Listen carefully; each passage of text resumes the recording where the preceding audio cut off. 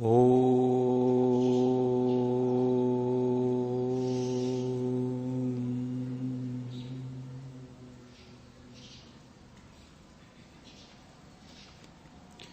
धर्म प्रेमी सज्जनों, शुक्र नीति 15वां दिन। आचार्य शुक्र विनय का उपदेश कर रहे थे। मनुष्य को विनयशील होना चाहिए और जो विनयशील होता है उपलब्धि उसके पास होती है। कल हमने देखा, आज आचार्य शुक्र कह रहे हैं कि राजा को विशेष रूप से विनयशील होना चाहिए। आत्मानं प्रथमं राजा विनयेन उपपादयेत, ततः पुत्रांस ततो अमात्यांस ततो भृत्यांस ततः प्रजाः।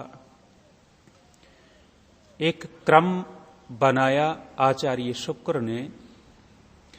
कहते हैं कि राजा को सर्वप्रथम स्वयं अपने आप को विनय से युक्त करना चाहिए। जब व्यक्ति स्वयं किसी गुण से विभूषित होता है और तब वह उपदेश करता है तो उसका प्रभाव पड़ता है। उपदेशक वर्ग सुनाया करते हैं कि कोई महिला अपने बच्चे को लेकर के संत के पास गई और कहा कि ये लड़का गुड़ बहुत खाता है, इसका गुड़ छुड़वा दो।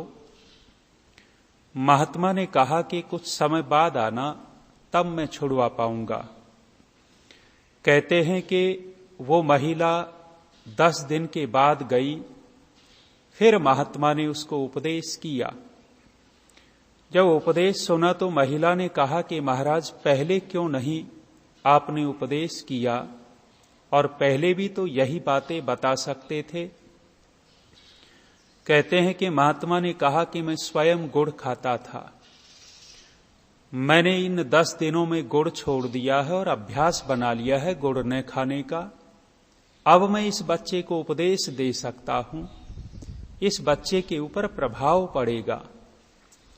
यहां भी आचार्य शुक्र यही बात कहते हैं, आत्मानं प्रथमं राजा विनयेन उपपादयेत।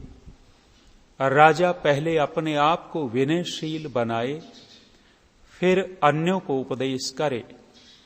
और अन्यों में कौन? जो ज्यादा निकट के होते हैं, पहले उनको सुधारे। दूर के लोगों को सुधारना आचार्य शुक्र की दृष्टि में बहुत बुद्धिमत्ता नहीं दिख रही।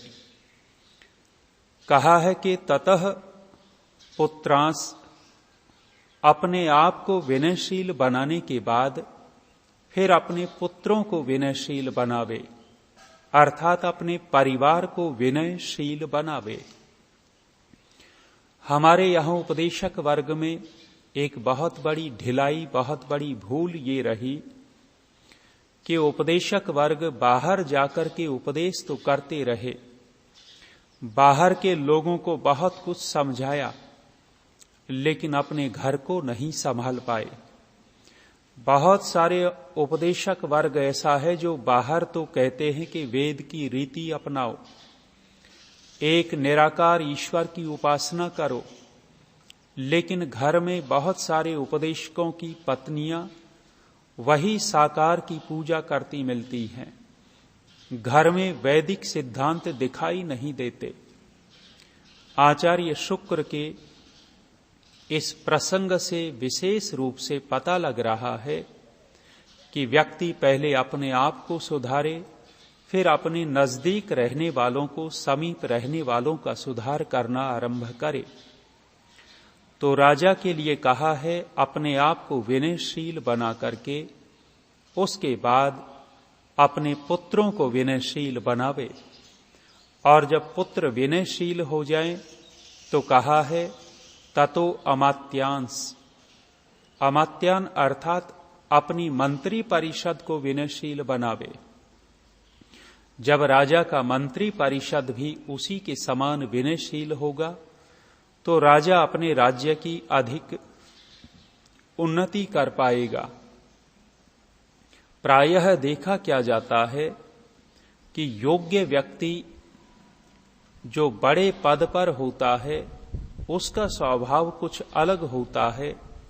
जैसे जैसे पद घटता चला जाता है अंतर आ जाता है। कहते हैं कि एक राजा अपनी सेना को लेकर के जा रहा था, मंत्री भी साथ में थे। सेना को राजा को प्यास लगी।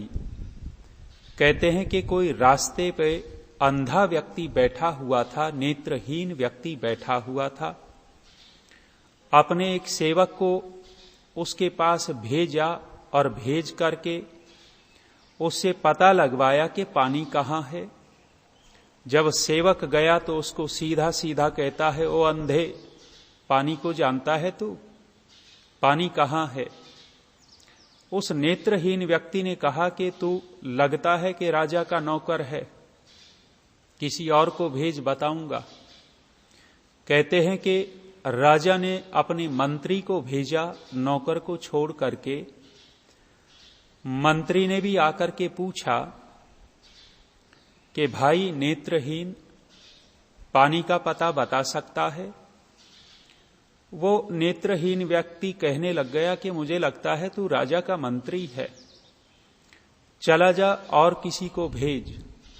कहते हैं कि जब राजा स्वयं आया तो राजा ने उसके सामने हाथ जोड़े, विनयपूर्वक कहा कि हे सूरदास, आप जल का पता बता सकते हैं, हमें प्यास लगी है। कहते हैं कि वो नेत्रहीन खड़ा हो गया और कहने लग गया कि अब महाराज आए हो।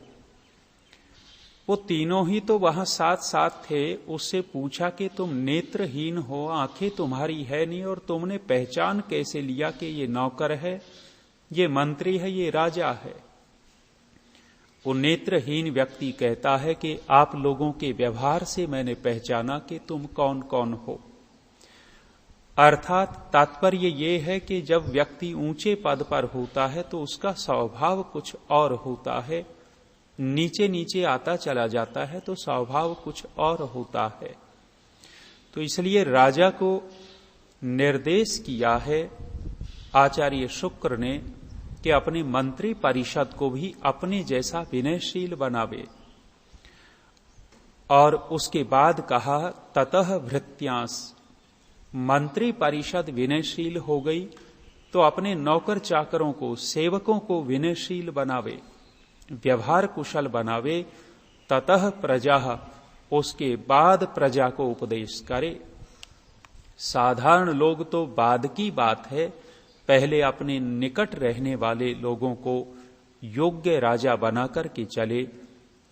हमारे यहां इस प्रकार का कम होता है। प्रजा को तो ईमानदारी की शिक्षा दी जाती है, ईमानदारी का भाषण दिया जाता है, लेकिन जो प्रशासन में बैठे हुए हैं उनके लिए ईमानदारी का प्रवचन नहीं होता, भाषण नहीं होता, और उनके लिए भी थोड़ा थोड़ा हो जाता है। तो जो मंत्री परिषद है उसके लिए तो ईमानदारी बहुत दूर की बात है। तो यहां आचार्य शुक्र विनयशील होने का उपदेश राजा को कर रहे हैं, और विनयशील राजा अपने सभी अधिकारी वर्ग को, भृत्यों को, परिवार को और प्रजा को विनयशील बनावे। आगे कहा, परोपदेश कुशलः केवलो न भवेत् नृपः, प्रजा अधिकारहीनः स्यात् सगुणो अपि नृपः क्वचित्। कहा कि राजा केवल दूसरों को उपदेश देने में ही कुशल न हो, अपितु स्वयं भी विनयशील रहे। दूसरों को तो विनयशीलता का उपदेश किया, स्वयं नहीं रहा, तो कहते हैं कि ऐसा राजा अच्छा नहीं माना जाता। और कहा है कि प्रजा अधिकारः स्यात् गुणो अपि, विनय रहित गुणवान राजा भी कभी कभी प्रजा से हीन हो जाता है, लेकिन गुणहीन प्रजा राजा से हीन नहीं होती। तात्पर्य ये है, राजा के लिए विशेष सावधानी की बात कही है। अर्थात जो जितने बड़े पद पर वो उतना ही अधिक सावधान रहे, यहां ये संकेत किया है। अर्थात जो विनयशील राजा नहीं होता और दूसरे गुण बहुत हैं, एक न एक दिन वह राजा अपने राज्य को गंवा देगा, राज्य उसके हाथ में नहीं रहेगा। और प्रजा चाहे कितनी भी गुणहीन हो, उस प्रजा को तो कोई न कोई राजा मिल ही जाएगा। तो यहां राजा के लिए अधिक निर्देश दिया जा रहा है। और कहा, न तो नृप विहीनः शुः दुर्गुणा ही अपि तु प्रजाः यथा न विधवा इंद्राणी सर्वदा तु तथा प्रजाः। अर्थात जैसे इंद्राणी बिना इंद्र के नहीं रह सकती, इसी प्रकार प्रजा बिना राजा के नहीं रह सकती।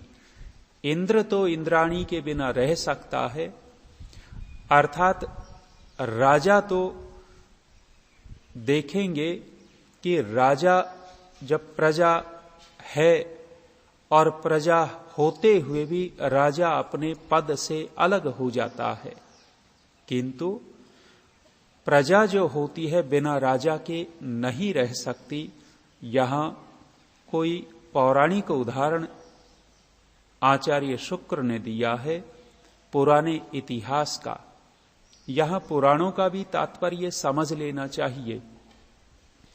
पुराण का तात्पर्य ये कदापि नहीं है जो 18 पुराण आज वर्तमान में प्रचलित हैं, ये पुराण नहीं हैं, इनको तो नवीन कहना चाहिए। पुराने नहीं हैं, ये बहुत नवीन है। अर्थात कोई 200 साल पुराना, कोई 500 साल पुराना, कोई 1-1.5 साल पुराना पुराण होगा। इनको इतने काल में होते हुए नवीन कहा जा सकता है। पुराण कहते हैं पुराने इतिहास को। हमारा जो लाखों करोड़ों वर्ष पुराना इतिहास है, उसी को पुराण कहा गया है, उसी को गाथा कहा गया है, उसी को नाराशंसी कहा गया है, उसी को कल्प भी कहा गया है। तो ये बहुत सारे नाम हैं। तो पुराण का तात्पर्य है, पुराने इतिहास का उदाहरण दिया। इंद्राणी बिना इंद्र के कभी विधवा रूप में नहीं रह सकती। अर्थात गुणहीन राजा तो प्रजाहीन हो सकता है, लेकिन गुणहीन प्रजा राजा से हीन कभी नहीं हो सकती। आगे कहते हैं, सदा अनुरक्त प्रकृति ही प्रजापालन तत्परः विनीत आत्मा ही नृपतिर भूयंसी श्रियम अनुश्रुते। कहते हैं कि जिस राजा की प्रजा सदा राजा में अनुरक्त रहने वाली होती है, राजा श्रेष्ठ वही माना जाता है जिसकी प्रजा उसका आदर करती हो, उसमें अनुरक्त रहती हो, जिसकी प्रजा अपने राजा को पिता के तुल्य देखती हो, वह राजा श्रेष्ठ माना जाता है। और कहा है वह राजा भी प्रजा पालन में तत्पर रहे। उसको भी कर्तव्य है कि अपनी प्रजा के पालन में कभी आलस्य न करे। और कहा है वही विनीत आत्मा राजा दीर्घ काल तक बहुत बड़ी राज्य लक्ष्मी को का उपभोग करता है, उसको प्राप्त करता है। तो राजा की विशेषताएं यहां आचार्य शुक्र विशेष रूप से इस प्रथम अध्याय में बता रहे हैं। और कहा, प्रकीर्ण विषयारण्ये धावंतम विप्रमाथिनम ज्ञानांस कुशलेन कुर्वीत वसम इंद्रिय तम तिनम। कहते हैं कि राजा को चाहिए कि विषय रूपी महावन में दौड़ते हुए अपने मन को रोके, अर्थात विषय में जाकर के इंद्रियों को मथ देने वाले जो मन है उसको राजा रोकता रहे, अर्थात राजा इंद्रिय लोलुप न हो, विषया लोलुप न हो।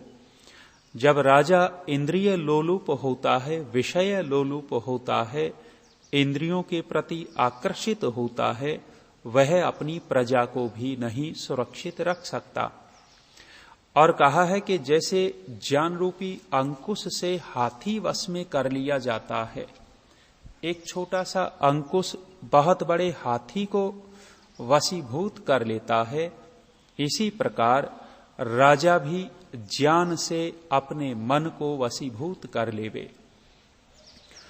उपदेशक वर्ग सुनाया करता है कि एक राजा ने घोषणा कर दी कि उसके पास एक बकरी है, उस बकरी को जो पेट भर कर के ले आएगा, छका करके ले आएगा, तो हम उसको इनाम देंगे। लोग बकरी को ले गए और बकरी के सामने घास डालते हैं, बकरी खाती रहती है। राजा ने कहा था कि हम तब मानेंगे कि ये छक चुकी है, अब इसको और घास नहीं चाहिए।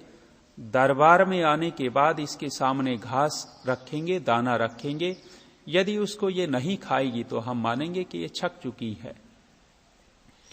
लोग लेकर के जाते, पेट भर कर के लाते, राजा उसके सामने हरी घास रखता, पत्तियां रखता। बकरी का तो स्वभाव है दिखते ही उसकी तरफ भागना, खाना, पत्तियां दिख जाए, चाहे कितना भी पेट भरा हुआ हो, बकरी खाएगी ही खाएगी। एक व्यक्ति बकरी को ले गया और बकरी को ले जाकर के उसने उसके सामने चारा, पत्तियां रखी, और जैसे ही बकरी पत्तियां खाने को दौड़ती वैसे ही उसको एक डंडा लगा देता। बकरी थोड़ी देर के बाद फिर पत्ते दाना खाने के लिए चलती, फिर एक डंडा लगा दिया जाता। रोजाना यही काम हो गया। बकरी पत्तों की तरफ जाती, डंडा खट्ट से उसको लगता। बकरी समझ गई कि डंडा सामने है, जाना ठीक नहीं है, दूर ही खड़ी रहे। कितनी भी हरी हरी पत्तियां रख दी गई, अब बकरी उस पत्तियों की तरफ जा नहीं रही। लेकर के आ गया राज दरबार में और कहते हैं कि कहा कि हम बकरी को छका करके ले आए। राजा ने कहा कि हम परीक्षण करेंगे। बकरी के सामने हरी हरी घास रखी गई। हरी घास देख करके भी बकरी उसके पास नहीं जा रही। क्यों? क्योंकि दिख रहा है डंडा। घास के पास गई तो डंडा लगेगा। बकरी नहीं जा रही। राजा ने पूछा कि भाई, कोई भी इस बकरी को छका करके नहीं लेकर के आ सका, तूने ये काम कैसे कर दिया? व्यक्ति ने कहा कि महाराज, बकरी छकी हुई नहीं है, भूखी है अभी भी, लेकिन इस घास की तरफ जा क्यों नहीं रही? उसने अपने हाथ का डंडा दिखाया कि इसके कारण नहीं जा रही। वह संकेत ये दिया कि ये मन रूपी बकरी भी ऐसी ही है, विषयों की तरफ भागती दौड़ती ही रहती है, ये मन भी नहीं रुकता है। और कहा कि जो ज्ञान रूपी डंडे से इस मन को वश में कर लेता है, ये मन उस बकरी की भांति रुकने लगता है। तो राजा के लिए कहा है कि राजा को चाहिए कि विषय रूपी वहां वन में दौड़ते हुए मथ डालने वाली इंद्रिय रूपी हाथी को ज्ञान रूपी अंकुश से अपने वश में करे, अर्थात राजा जितेंद्रिय होवे। आचार्य शुक्र का इस शुक्र नीति में राजा को बहुत बड़ा उपदेश है। अन्य साधारण भी बहुत सारे उपदेश हैं। आज इतना ही। ओम शांति।